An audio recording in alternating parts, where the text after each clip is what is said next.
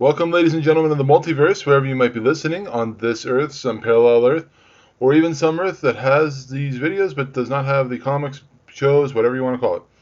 My name is Rogue Convoy, and welcome to our continuing coverage of Transformers Week. We're on day number 2 now. Yesterday I spoke about the leaders of the Maximals and the leaders of the Autobots, translated English for the rest of us, Optimus Prime and Optimus Primal. Now, if you haven't seen the previous videos, please go back. You want to check them out. Like, subscribe, leave comments. I do take the time to respond to a lot of the comments when they come out. So, now we're going to travel back onto Cybertron. And a lot of the things that were mentioned yesterday will be rehashed within this video, except from the fact that it will be more the Decepticon side of things. And so we're going to learn Decepticons and Predacons, I should say, sorry. And now, the video does reference each other in that retrospect because the history of Optimus Prime and Megatron and Optimus Primal and Megatron all intertwine for some reason or whatnot. It seems like every time we deal with these two characters, they're always fated to fight and they're always fated to try to destroy each other. So, with that, welcome to Ultimate Mayhem and welcome to Megatron Edition. And we are now into week number 8. Yeah, don't ever quote me on things. I don't remember anymore. So,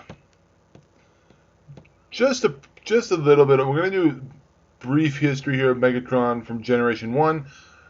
There is so many variations of this, like this story, that I tried to find.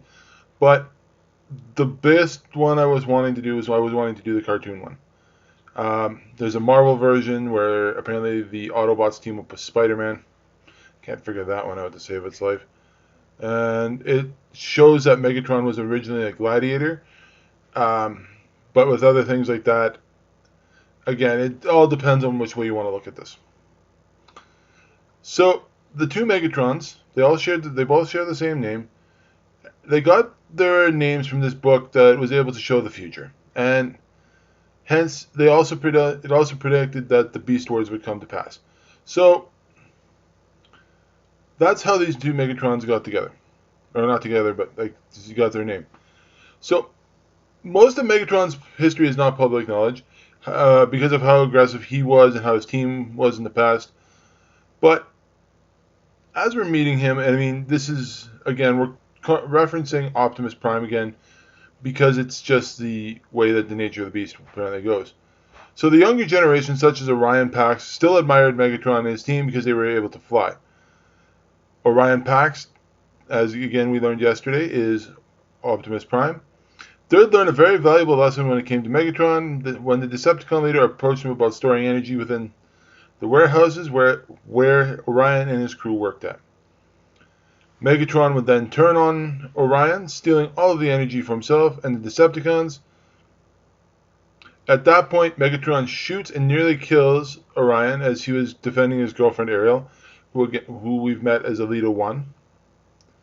And so the aerial bots, whom forms Superion, basically swoop in because they have this time manipulation thing. Again, who does that sound like to most people? Sounds like Barry Allen. And they basically come, gather Orion from the fight, and take him away and basically bring him to Alpha Trion, who converts him to Optimus Prime, and hence the effects as were still felt. And basically, it was the start of the war.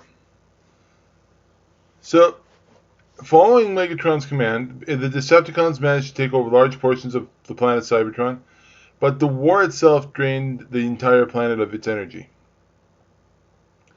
So the Autobots took off in a search of energy to help continue the war. Megatron and his crew followed in the Nemesis, again, things we mentioned yesterday, and attacked their space cruiser that we know as the Ark. With the failure of the Autobots and Decepticons, they crashed onto Earth, basically shutting all of them down who were involved within the fight, and putting them in stasis lock so they can be awakened once more. So they crashed into the side of a volcano, and the Ark rests there. Now, at that point, Megatron also was on board. A lot of his generals were on board. A lot of the fighters that he had were on board. And they all basically went into stasis lock and yeah, sat there and waited until the volcano decided it was going to erupt. So with that, that's where I want to leave it at this point. Like, leave you with the Megatron thing. We know him as the Decepticon leader. Now, from that point, I want to go back into Beast Wars with Megatron. The Tyrannosaurus on roller skates, the purple Tyrannosaurus. Looks like a giant Barney if Barney was on something. And also the dragon. So we'll talk about that. Who he basically shares a name with. And so let's re-enter the Beast Wars. And my pressure cooker going off, whatever. Once the Great War had been moved from Cybertron to Earth, Megatron had tracked. So we're talking about the Generation 1 Megatron. We're not talking about Purple Dinosaur yet. Tracked down the satellite Voyager while it moved through our solar system and managed to put a message on the disc.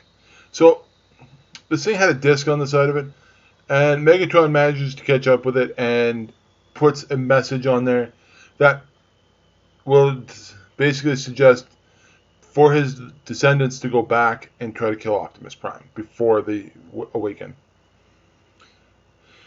And it also gave the access codes for the Ark. So, however Megatron got these codes, I don't know. That's never really explained through even Generation 1 and through the Decepticons and also the Predacons, how they got their hands on the Ark access codes. But, so that at that point, it was originally held by the people of Cybertron, this disc, and the Tripredacus Council, who are basically the leaders of the Predacons. But then it was stolen by Megatron himself. So the current version of the dinosaur, of the T-Rex that we know, stole this from them, and was using it to help do things. This version of Megatron became stranded in the past. At the same time, the Ark was found. With his transmetal form, he was able to turn on one of Megatron's loyal commanders, Ravage, on his side. So he basically takes this disc out of his back and says, "Okay, here, I'm going to show you the proof." Gets the thing spinning, and projects it onto the wall, showing the original Megatron to this tape character, and says, "Yeah." So originally, Megatron loses all access to the Ark because the Maximal base was kept inside the Ark. So once the Ark was located and Megatron had made his first attempt at killing Optimus Prime, basically the Autobots, I'm going to say Autobots a lot, but no, it's not Autobots, Maximals.